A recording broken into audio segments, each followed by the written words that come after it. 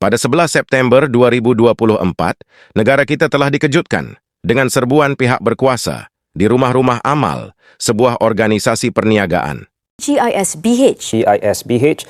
JISBH. JISB biar polis buat siasatan. Serbuan ini disusuli dengan pembongkaran ajaran kultus dalam organisasi tersebut. Dilihat merampas pelbagai jenis buku berkaitan ajaran dan doktrin. Sebenarnya banyak lagi kultus yang berlaku sepanjang sejarah. Malah pada zaman moden ini juga masih banyak berlaku di luar sana. Kultus ini bukan sahaja dalam agama kita, tetapi terdapat juga dalam agama-agama lain. Malah ada yang lebih teruk dari yang terjadi di negara kita sehingga kan berlaku peristiwa kehilangan nyawa beramai-ramai. Jadi dalam video kali ini kita akan lihat 5 kultus ajaran sesat paling populer di dunia sehingga membawa kepada kehilangan nyawa. Teruskan menonton.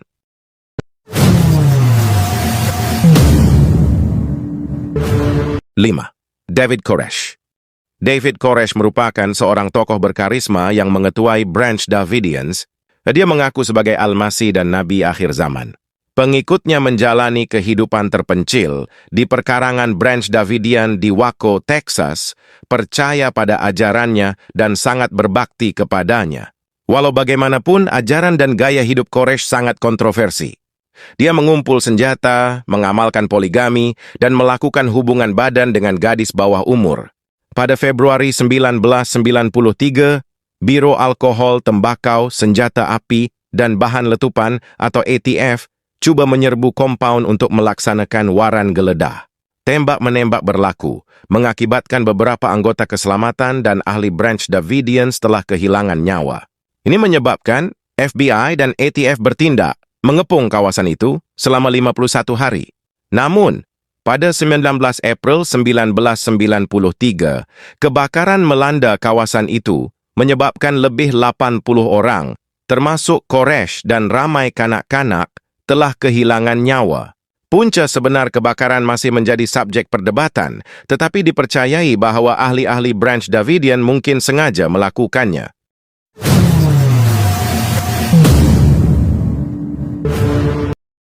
4. Marshall Applewhite.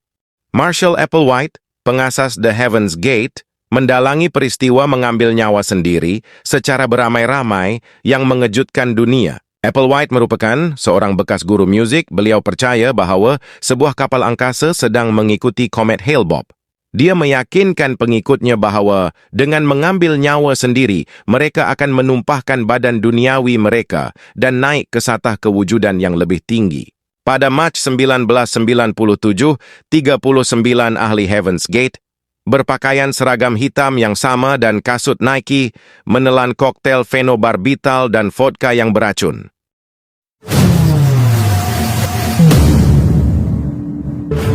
3. Joseph DiMambro dan Luke Jurett. Order of the Solar Temple, sebuah pemujaan yang menjunam ke dalam kegelapan.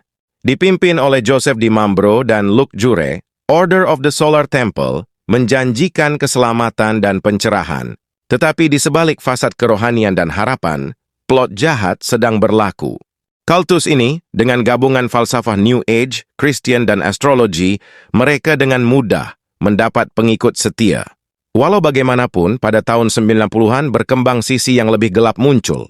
DiMambro dan Jurett, yang terobsesi dengan kenabian apokalips, mula mengindoktrinasi pengikut mereka dengan kepercayaan pada malapetaka yang akan berlaku. Dalam satu siri peristiwa yang tragis, ahli Order of the Solar Temple terlibat dalam mengambil nyawa sendiri beramai-ramai. Kompleks pemujaan di Switzerland, Kanada, dan Perancis menjadi pemandangan yang seram, dengan tubuh tak bernyawa ditemui di bangunan yang terbakar dalam hutan terpencil. Motif di sebalik perbuatan ngeri ini masih diselubungi misteri. Sebelum itu, jika Anda berminat dengan fakta menarik, jemput tekan butang subscribe. Jangan lupa tekan sekali butang loceng sebelah butang subscribe. Jom kita sambung video.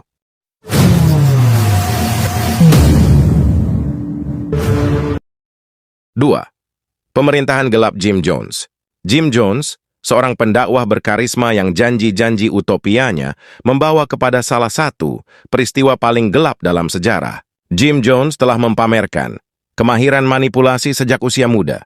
Dia mengasaskan People's Temple, sebuah gereja yang menyampaikan mesej kesaksamaan kaum dan keadilan sosial.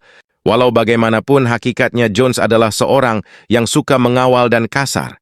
Pada tahun 70-an, Jones memindahkan pengikutnya ke penempatan hutan terpencil di Guyana, Amerika Selatan, yang dikenali sebagai Jonestown.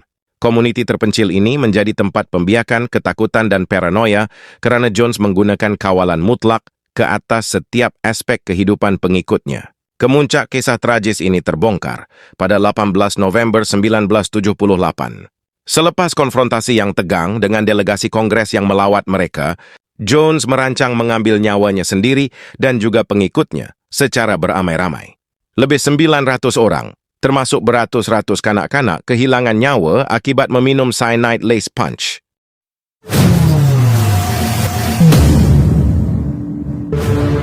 Satu, Shoko Asahara.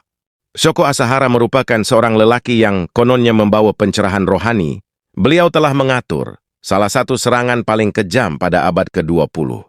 Asahara mengasaskan Aum Shinrikyo, sebuah pemujaan yang menggabungkan unsur Buddhisme, Hindu, dan Kristen dengan elemen-elemen jahat. Pengikutnya tertarik kepada janji-janjinya tentang kebangkitan rohani dan masa depan utopia. Walau bagaimanapun, di sebalik kultus yang kelihatan damai ini, agenda gelap dan berbahaya sedang dirancang. Asahara, seorang lelaki yang taksub dengan kuasa dan ramalan apokalips, sedang mengumpul senjata kimia dan merancang serangan bencana. Pada 20 Maret 1995, dunia menyaksikan akibat mengerikan dari kegilaan Asahara. Anggota Aum Shinrikyo melepaskan gas sarin pada 5 kereta api bawah tanah di Tokyo pada waktu puncak. Ini menyebabkan 13 orang kehilangan nyawa dan mencederakan ribuan orang.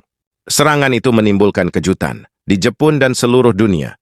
Ini mendedahkan sifat jahat kultus tersebut. Pihak berkuasa dengan pantas bergerak untuk membongkar Aum Shinrikyo. Dalam serbuan dramatik di tempat pengunduran kultus, Asahara telah ditangkap dan kemudian disabitkan dengan pelbagai pertuduhan. Dia dihukum ditamatkan riwayatnya pada 2018. Itu dia tadi, pemimpin-pemimpin kultus yang terkenal dalam sejarah. Kisah-kisah pemimpin kultus ini menjadi peringatan yang jelas tentang bahaya kuasa yang tidak terkawal dan kerapuhan penilaian manusia. Individu-individu ini asalnya orang biasa yang menggunakan karisma, manipulasi, dan ketakutan untuk mengawal minda dan kehidupan pengikut mereka.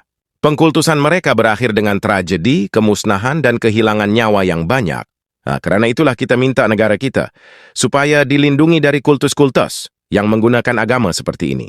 Pihak berkuasa telah bertindak tegas terhadap mereka karena sedar tentang pengakhiran sesuatu kultus jika dilihat pada sejarah.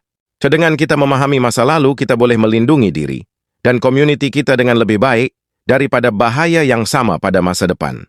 Sampai di sini saja video kali ini. Jangan lupa like, jangan lupa subscribe. Assalamualaikum.